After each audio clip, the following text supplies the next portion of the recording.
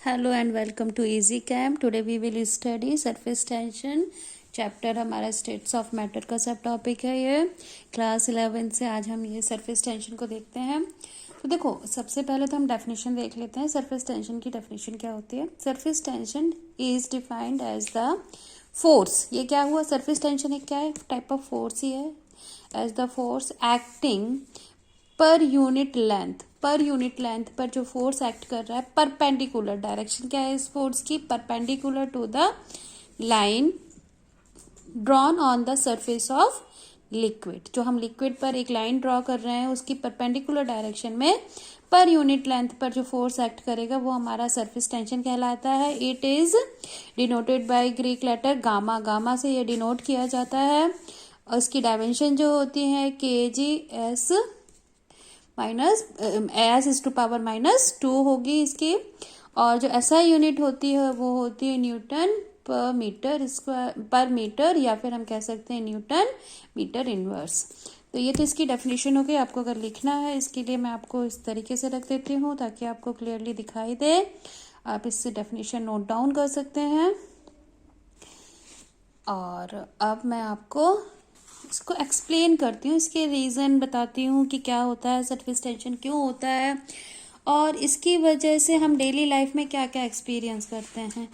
अच्छा, आप ये बात बताइए, खाना जब हम खाना पसंद करते हैं तो गर्म खाना पसंद करते हैं या ठंडा खाना पसंद करते हैं? ऑब्वियसली हम गर्म खाना अच्छा लगता है, ज़्यादा टेस्टी लगता है। क्यों? कभी सोचा है क्यों? इसका रीज़न है सरफेस टेंशन। आप शॉक्ड होंगे, सरप्राइज हो सकते हैं, बट इसका रीज़न होता है सरफेस टेंशन। अब क्या, देखिए, जो लिक्विड होते हैं उनमें होता है सरफेस टेंशन। तो पहले तो हम देख लेते हैं कि ये सरफेस टेंशन होता है क्या। सपोज आपने एक बीकर, आप लिक्विड की बात कर रहे हैं तो ऑब्वियसली हमें एक कंटेनर में ही रखना पड़ेगा। तो हमने एक कंटेनर में इसको रखा। ये हमारा एक बीकर है।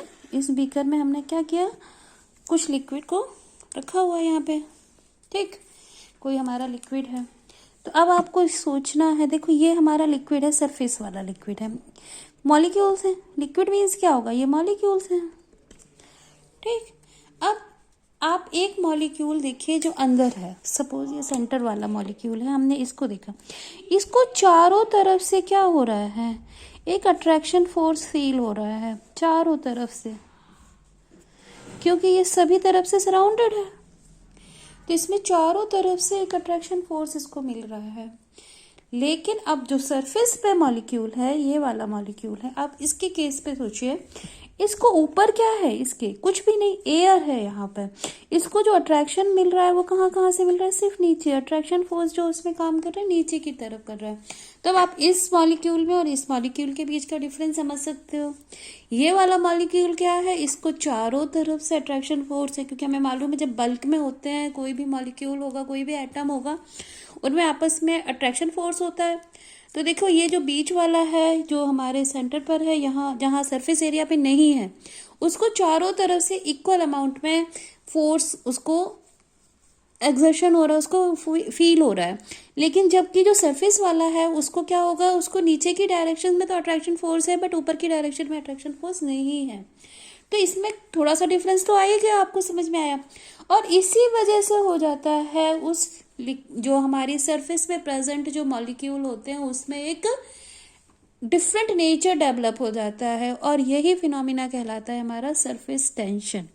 इस वजह से ही क्रिएट होता है सरफेस टेंशन। तो अब आप इससे समझ सकते हो कि सरफेस टेंशन क्या हुआ। अब इससे पहले मैंने आपको बोला कि खाना जो है हमारा गर्म होकर हमें टेस्टी लगता है और ठंडे में हमें टेस्टी नहीं लगता है। जो सरफेस टेंशन और टेम्परेचर है, अगर हम सरफेस टेंशन को गामा से रिप्रेजेंट कर रहे हैं और टेम्परेचर को हम सिंपली T से रिप्रेजेंट करें, तो इनके बीच में क्या होता है? ये एक दूसरे के इन्वर्सली प्रोपोर्शनल है। मतलब जैसे जैसे आप टेम्परेचर इंक्रीज करोगे सरफेस टेंशन रिड्यूस होता जाएगा। इन्वर्सली प्रोपोर्शनल है। आप जो खाना खा रहे हो, जैसे ही आपके मुंह में गया वो क्या होगा? ज़्यादा स्प्रेड होता है टंग में, ज़्यादा फैलने की वजह से आपको टेस्ट और अच्छा लगता है, गरम गरम होता है सरफेस टेंशन। आप देखो, अपने बालों को पानी के अंदर डालो, पूरे फैले फैले से होते हैं, जैसे ही पानी से बाहर निकालते हैं क्या हो जाते हैं?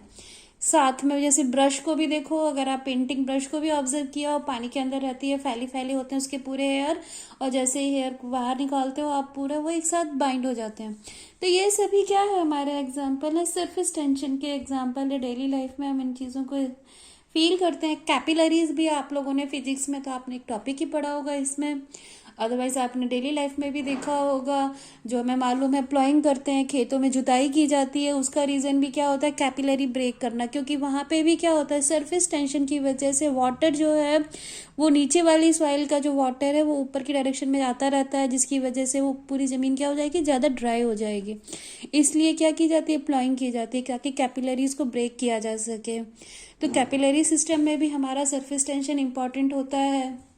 कभी आप लोगों ने अगर घर में एक्सपीरियंस किया हो, हमारे जो मरकरी थर्मामीटर होता है, वो मरकरी थर्मामीटर अगर कभी टूट जाता है तो देखो मरकरी जो होती है वो गोल गोल ड्रॉप्स के रूप में हो जाती है। अब सोचो ना जरा, वो भी एक लिक्विड है लेकिन वो कभी भी स्प्रेड नहीं होती, वो हमारी एक ड्रॉप की तरह बनी होती है। तो उसका रीज़न भी सरफेस टेंशन है। तो जो लिक्विड है वहाँ पर सरफेस टेंशन होता है, उनके नेचर में डिफरेंट है, डिफरेंट डिफरेंट तरीके से वो बिहेव करते हैं। और उसका रीज़न यही है कि क्या है, सरफेस वाला जो मॉलिक्यूल है उस पर जो फोर्स एक्ट कर रहा है वो बल्क में जो प्रेजेंट मॉलिक्यूल है उससे डिफरेंट होता है, इसीलिए सरफेस टेंशन होता है।